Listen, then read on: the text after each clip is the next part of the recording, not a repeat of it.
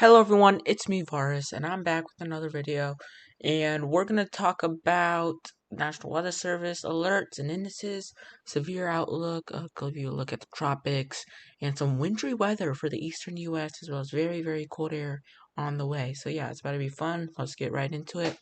Now, the headlines are actually kind of broken right now, so I'll have to get those fixed by next video.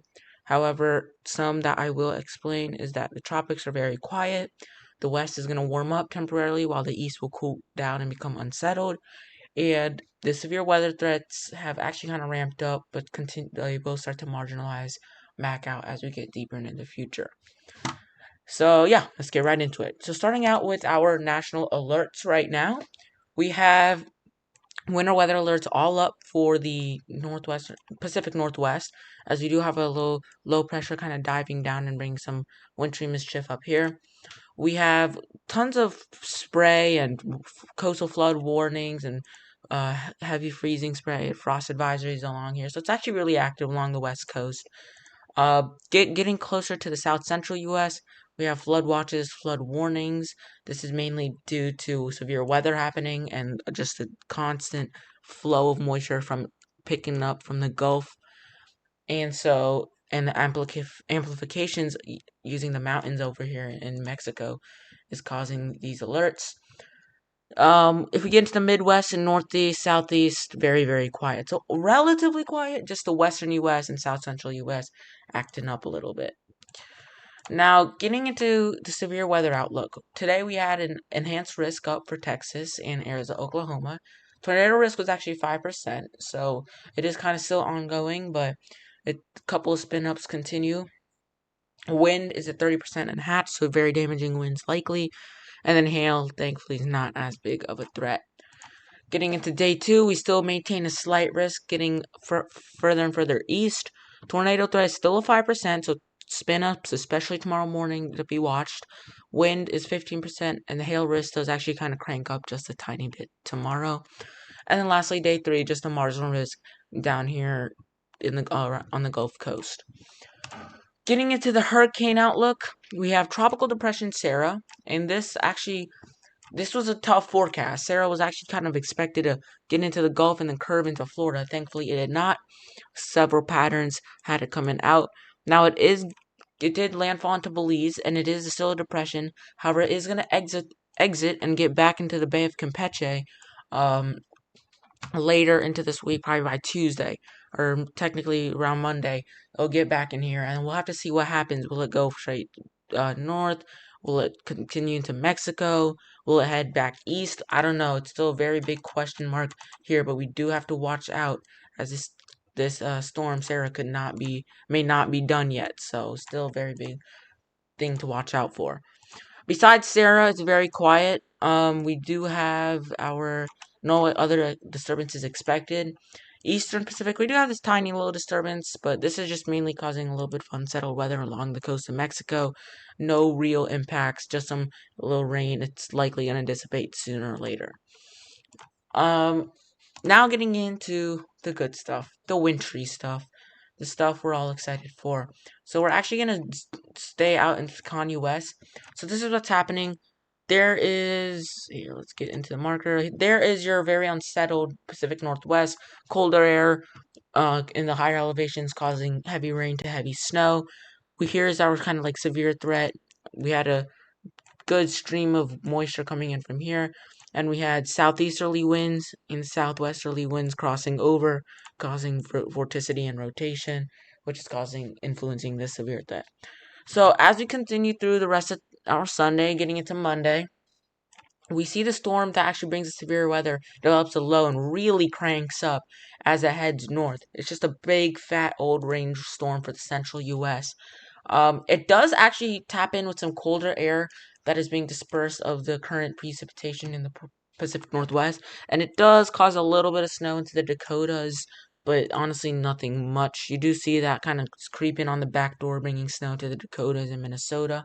But this is a primer for our real snowstorm.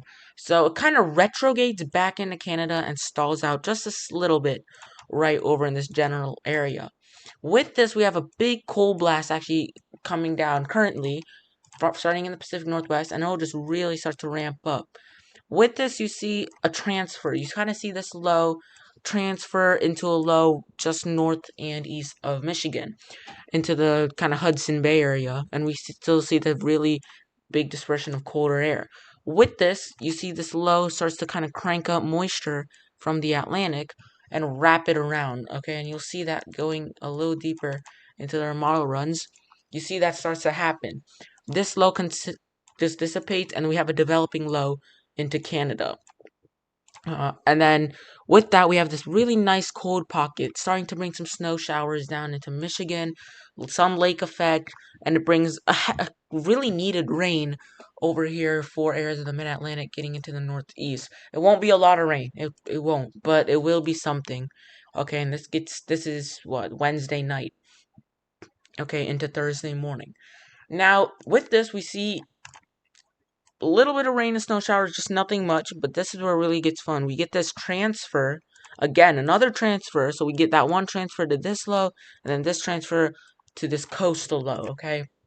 And this coastal low really takes over and really helps to yoink in this colder air into this rain. What does that mean? Cold and rain tends to bring snow.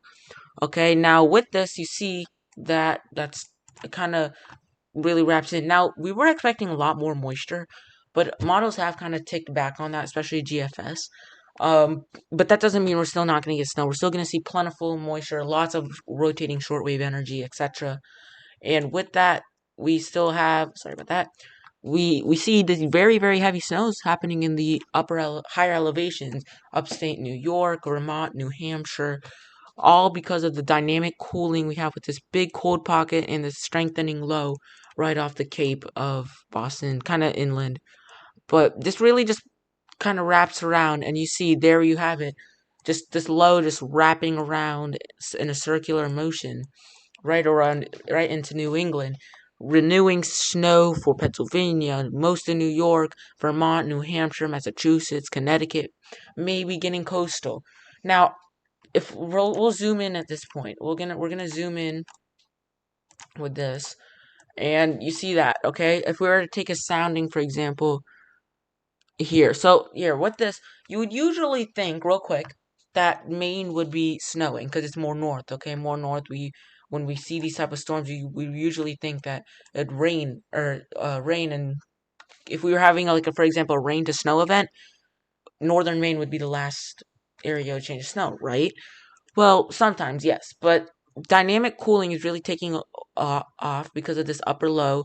You see 32, really good for snow, wet snow, but then you go up into Maine, and you're not really under that low. You're not really under the core cold, so it's actually above freezing, and it's just really cold rain, maybe a couple wet flakes mixing in. Now, eventually, it does kind of change over to snow a little bit, not too much, but a little bit. Now, what does have my attention? With these multiple energy waves kind of rotating around, we'll have to see if one can really generate enough moisture and kind of sweep out that maybe we get a little bit of moisture onto the I-95. Now, that doesn't mean you guys are going to get snow, but I do think that if we can get a little bit of moisture, which I do really think is possible, I think GFS is underdoing it just a little bit. I do think we'll get some moisture. Okay, models tend to underdo moisture under upper level lows at times. Then we could really see snow. Like if we were to take a sounding right here, this would be close, okay?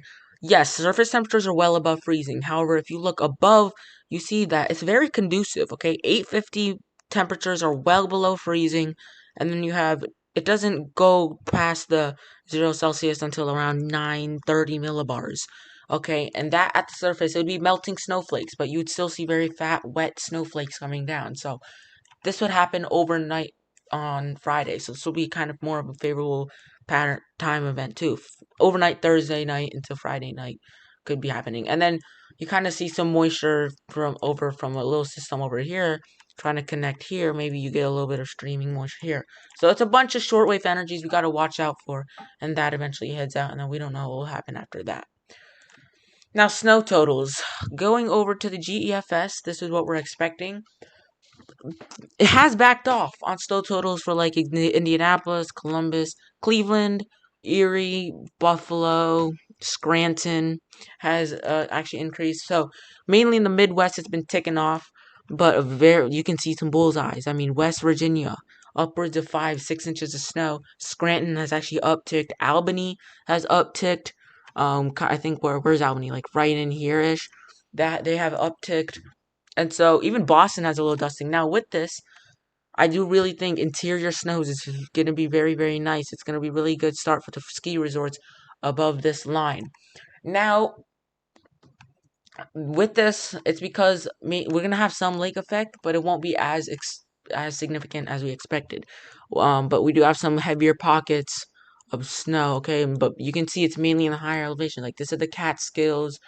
I forgot exactly what some of these are. I know the reason it's snowing heavier here because of the Poconos. Um, I know this is like the Alleghenies, obviously, Appalachians, but higher elevations is the main place where you're going to see more snow. But I do think a little bit outside, okay, you see these little highlighted areas right here. I think you could also see some snow. Now, I-95, again, I know a lot of people have been watching these videos talking about, what about I-95, what about I-95? Because a lot of people have been posting about this as it's for first real wintry event. Also, over here in Michigan, real quick, sorry for the loss of focus, but some snow as well. Um, you can see some dustings really get close, especially kind of north and east of New York City. Okay, Boston looks possible. New York City close. Philly, DC, Baltimore, a little bit. You can see it. Um, I do think some flurries are gonna fly. I do think some flurries, some sleet pellets could mix in. I don't think it'll be accumulating. I don't think it'll be sticking, but I think it's possible. Okay, I don't think it will happen. I do think it's possible though, actually. Okay, I do think we have a fair chance of seeing our first little frozen precipitation. So keep that in mind. Canadian gives us a better chance, okay? Canadian, you have a lot of snow here. I think they are overdoing it just a little, but sheesh, 28, almost 30 inches. Columbus is a nice surprise, 6 inches. Indianapolis, too, around 3 inches. Cleveland actually has a little less at 3 inches. Erie around 9, 10. Buffalo, only an inch, but south and east, you kind of see 9 inches. And then the same favored upper elevations. And even Pikeville, Kentucky, Louisville, or not Louisville, mainly Lexington, 2 inches. So this actually brings a surprise. And even down into the southern apps, into Georgia, for example, Tennessee, North Carolina, Virginia, all have that chance as well. So if you're a snow lover, you want the CMC to happen. Yes. Okay, yes, you want them to happen. Green, yes, okay, you want this to happen if you're a snow lover. If not, then no. But what this also does is it kind of brings the snow line a little more inland a little bit. Okay, you see some accumulations. Baltimore 0.1, DC 0.1, Philly 0.1, and New York City not really, Baltimore not really. So that's actually kind of a little different. But this wouldn't accumulate, but this just shows that there's also a chance of frozen precipitation. So let's watch out. But this will be interior favored, and Canadian models what you want for the interior Northeast. But what this will help us do is build a snowpack, increase the chances of cold air damming, etc. and stuff. So something to keep an eye on. Now that's to wrap up that event. Now talking about our pattern, warm temperatures, cooler temperatures. We have a ridge currently in place, but you see that deep shortwave, wow, just explodes over into the mid-Atlantic and just helps to bring, it's so dark that I can't even see the black right there. Helps us set up a positive PNA and a negative NAO and EPO for the time being. And this helps to bring our cold, our snow, our rain, etc. Now, this does not last too long. I mean, it comes in, what, November 20th, and it's out by November 25th. So just a matter of a few days, and we're back right to negative PNA and positive PNA. But if we continue this, it gets interesting, okay? This is the Southeast Ridge. It fades away, and then you see an extension, and then you kind of see a positive PNA creeping back in to the western U.S. in an EPO, negative EPO coming in with a cold source this time. This time we actually have a cold source coming in, and then we'll just take it all the way. You really start to see it settle in. Like for here example, we don't have a cold source. We have all this ridging up here. It's a weaker ridging. You do see how like we have one heavy, strong ridge over here, another strong ridge here, and a little flow here, but it's not enough. Okay, but with here you see a connected cold air supply. And this could really kick things off, especially for the I-95. It could kick things off over here. It could really give us some chance of some lighter snows, for sure. So that's about it for the video. I hope you enjoyed and excited for winter. I'll see you guys in a bit.